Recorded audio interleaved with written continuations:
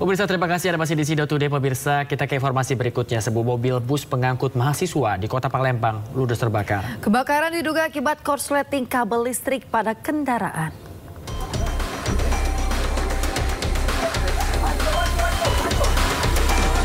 Bus pengangkut mahasiswa terbakar di Jalan Gubernur Haji Bastari, Kecamatan Seberang Ulu 1 Palembang. Warga berusaha memadamkan api dengan alat seadanya. Api padam setengah jam kemudian setelah 2 unit mobil damkar Kota Palembang diterjunkan ke lokasi. Diduga kebakaran akibat korsleting listrik pada kendaraan. Bus sempat mengeluarkan suara klakson sendiri dengan cukup keras. Nah, mobilnya bunyi klaksonnya. Ngapa dia ke mobil klakson bunyi? Dia kata, bukan punya aku kan, ini kawan tadi kan? Dah, main itu. Kolak-kolak lagi kan yang kawan tadi kan? Dia kata kau tu, pas kalau je aku. Aku tarik ke klakson ni. Nah, jadi kawan yang sebelah ini nyari. Mobil ini terbakar. Ini bis Unsri. Bus mahasiswa? Ya, mahasiswa. Kini polisi masih menyelidiki penyebab pasti kebakaran bus tersebut. Dari Palembang, Muhammad David, A-News melaporkan. Sebuah minibus menabrak truk di Kabupaten 50 Kota, Sumatera Barat. Akibatnya 2 tewas, 6 lainnya mengalami luka-luka.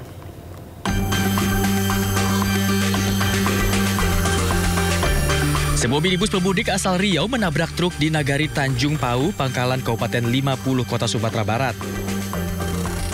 Kerasnya hantaman membuat minibus dan truk rusak parah di bagian depan. Kecelakaan diduga akibat pengemudi hilang kendali saat melaju dalam kecepatan tinggi dan menabrak truk dari arah berlawanan. Akibat kecelakaan ini 2 penumpang minibus meninggal dunia di lokasi. Sedangkan 6 lainnya luka-luka ringan. Seluruh korban dibawa ke puskesmas Pangkalan. Mobil dan truk tersebut mengakibatkan untuk korban di mobil minibus Daihatsu ini ada 8 orang, 2 orang meninggal dunia di tempat dan 6 orang lagi luka ringan. Seluruh penumpang yang meninggal dunia maupun yang luka ringan kita bawa langsung ke puskesmas Pangkalan. Kendaraan yang terlibat kecelakaan dievakuasi petugas kepolisian ke Satlantas Polres 50 Kota.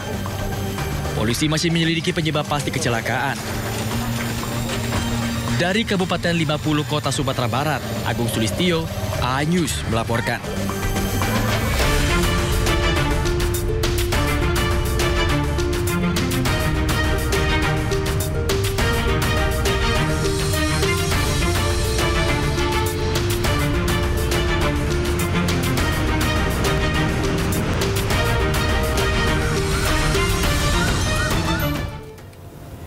Pemirsa, saatnya kita simak pantauan arus lalu lintas dan kami telah terhubung dengan Brigadir Cici Yarangga dari NTMC Polri yang kini berada di kawasan Uki, Cawang, Jakarta Timur. Selamat pagi Brigadir Cici, bagaimana pantauan arus lalu lintas dari tempat Anda melaporkan saat ini? Ya, terima kasih Yasmin juga Bayu. Dan pemirsa, pagi hari ini kembali aktivitas masyarakat kembali normal seperti biasanya setelah long weekend atau libur panjang. Dan untuk kondisi arus lalu lintas sendiri mulai terpantau dalam keadaan ramai dan normal kembali, di mana untuk kawasan Cawang Uki sendiri pagi hari ini terpantau langsung dalam keadaan ramai dan lancar dari berbagai arahnya, di mana untuk kendaraan-kendaraan yang berdatangan dari arah Jatinegara yang nantinya akan melintas menggunakan Jalan Maijen Sutoyo menuju ke arah Cililitan hingga saat ini masih dalam keadaan relatif lancar.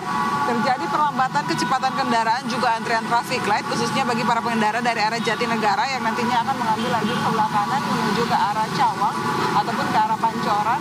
Di sini terpantau langsung bahwa terjadi perpadatan kendaraan dengan adanya antrian traffic light yang cukup memanjang sekitar 300 hingga 400 meter ke belakang. Selepasnya kendaraan-kendaraan masih melaju dengan kecepatan yang cukup normal di kisaran 30 km per jamnya atau bisa kami katakan dalam keadaan lambat karena adanya antrian traffic light dan juga adanya antrian kendaraan menuju ke arah Pancoran sendiri.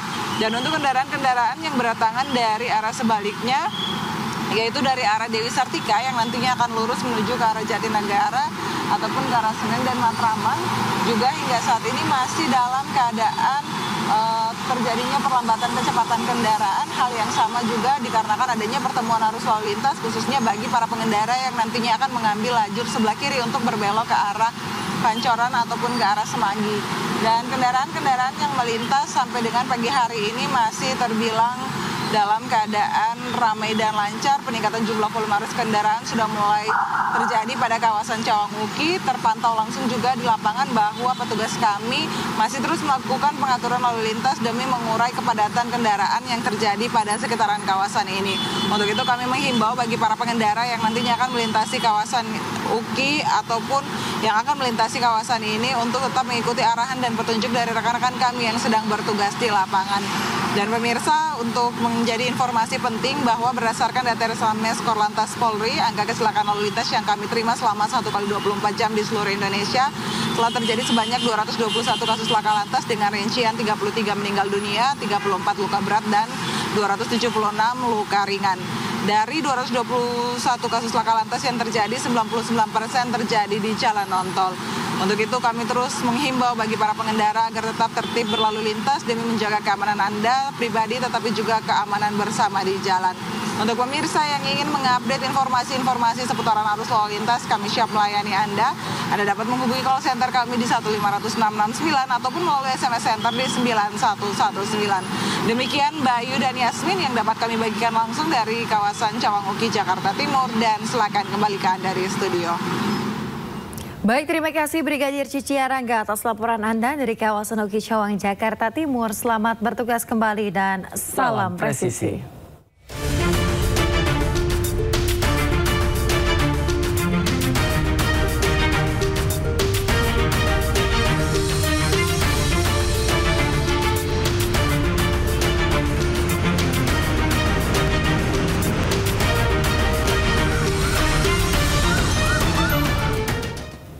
Pemirsa, mantan Wakil Gubernur Jakarta Maijen Purnawirawan Edi Marzuki Nalapraya tutup usia. Gubernur dan Wakil Gubernur Jakarta Prabowo dan Rano datang untuk melayat serta sempat melakukan sholat jenazah.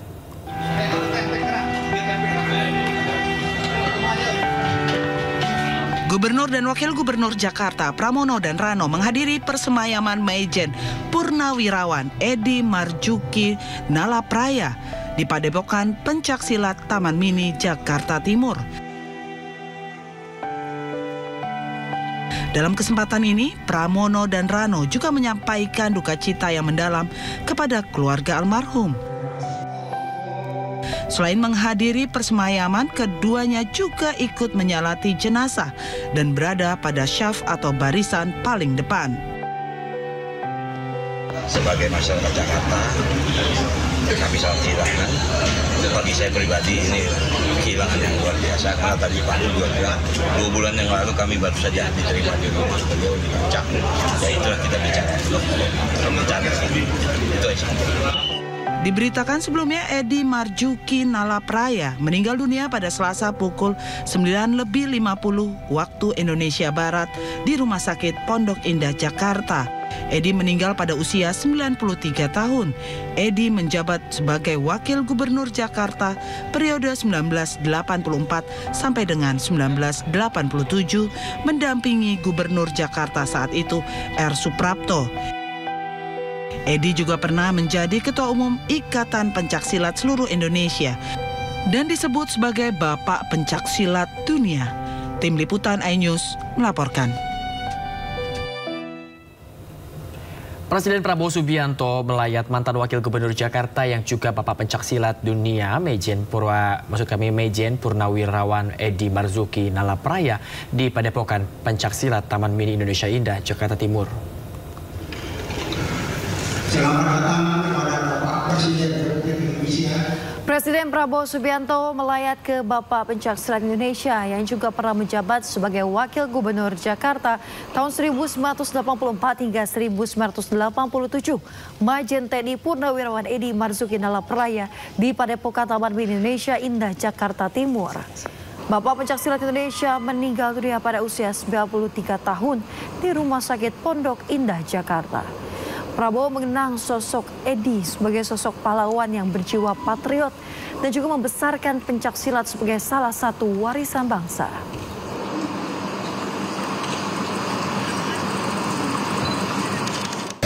atas nama pribadi, kita pantas menghormati seorang pejuang, seorang pemimpin yang memberi contoh, selalu mengutamakan cinta tanah air sampai saya yakin nafas beliau terakhir. Saya kira beliau contoh seorang patriot sejati. Kita lepas beliau, sekali lagi kita kehilangan pejuang yang memberi contoh yang baik. Selamat jalan Pak Edi, menghadaplah kepada Panglima yang tertinggi, Allah Subhanahu wa Ta'ala, yang memiliki sekalian alam. Hanya kepadanya lah kita berdoa dan hanya kepadanya lah kita meminta pertolongan, dan pada akhirnya kepadanya lah kita akan kembali. Pemirsa, dalam upaya mengenjot penerimaan negara bukan pajak, pemerintah dan DPR terus memutar otak untuk mencari objek baru. Ya, usulan pun terlontar, salah satunya dengan menjadikan kasino sebagai objek baru PNBP. Saya baru mau komentar, biasanya kalau itu nggak boleh turun, naik boleh. Rupanya. Hal ini dilontarkan anggota Komisi 11 DPR RI dari fraksi Golkar, Galih Kartasasmita, saat rapat kerja dengan Dirjen Anggaran Kementerian Keuangan Kamis lalu. Galih menyebut pemerintah bisa mempertimbangkan untuk menjadikan kasino sebagai objek baru PNBP.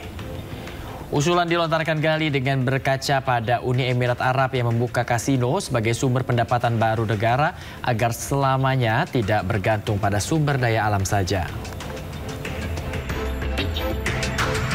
Bukannya mau apa-apa, tapi UAE kemarin udah mau jalanin kasino, Pak. Coba negara Arab menjalanin kasino itu kan, maksudnya mereka out of the box banget. Gitu ininya, apanya, lembaga dan KL-nya lainnya kan out of the box. Nah, kita juga pasti punya tuh out of the box pemikiran-pemikiran lainnya gitu. Ini di sini maksudnya mungkin bisa ditekankan gitu ke KL-KL lainnya. Nah, tentunya ini juga kita semua sih, Pak, kita juga akan membantu ke sana juga. Pemirsa, penyidik Polda Metro Jaya rencananya hari ini kembali memanggil 2 saksi terkait kasus ijazah Jokowi, yakni MS dan juga AS. Ya, sebelumnya kedua saksi ini mangkir dalam panggilan pertama. Dan untuk mengetahui informasi terkini dari Polda Metro Jaya, kita akan bergabung bersama dengan rekan Hendry Aprila dan juga juru kamera Damar Wicaksono.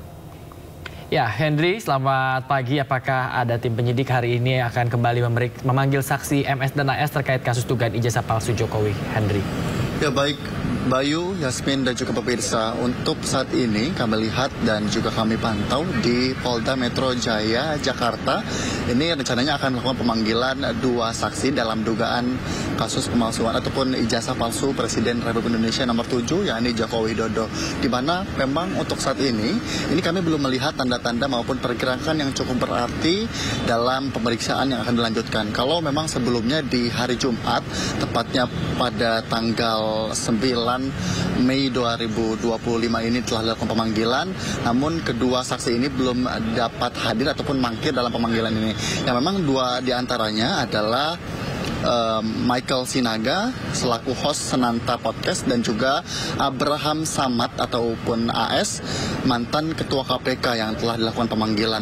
Namun memang rencananya di hari ini akan dilakukan pemanggilan untuk Michael Sinaga ataupun MS selaku host Senanta Podcast, yang informasi kami dapatkan bahwa akan hadir ataupun akan dilakukan pemeriksaan di gedung Dikrimum ini sendiri pada pukul 10 pagi waktu Indonesia Barat.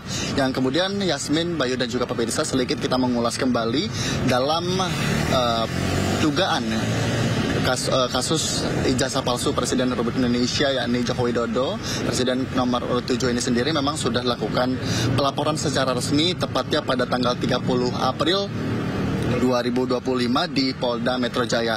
Yang kemudian memang sebelumnya pun telah dilakukan pemeriksaan saksi-saksi. Ini ada diantaranya dari anggota tim pembela ulama dan juga aktivis ataupun TPUA yang telah dilakukan pemanggilan, yang diantaranya adalah Damai Hari Lubis, kemudian juga ada Kurnia Tri Royani, dan juga ada Rustam Effendi yang telah dilakukan pemeriksaan. Namun untuk hari ini akan dilakukan pemanggilan ataupun pemenuhan pemanggilan dari satu saksi diantaranya adalah Michael yang akan dilakukan pada pukul 10 pagi hari. Yang kemudian juga untuk informasi yang kami dapatkan pun ini kami lihat memang nantinya jika nanti ada kedatangan pun kami akan melihat apakah sudah ada persiapan-persiapan yang cukup signifikan ataupun beberapa persiapan seperti dokumen dan juga beberapa bukti-bukti lain yang juga dapat dibawa untuk nantinya melakukan pemeriksaan di Polda Metro Jaya ini. Dan saat ini kami lihat pun belum ada kedatangan maupun pergerakan yang cukup berarti. Bayu dan juga Yasmin.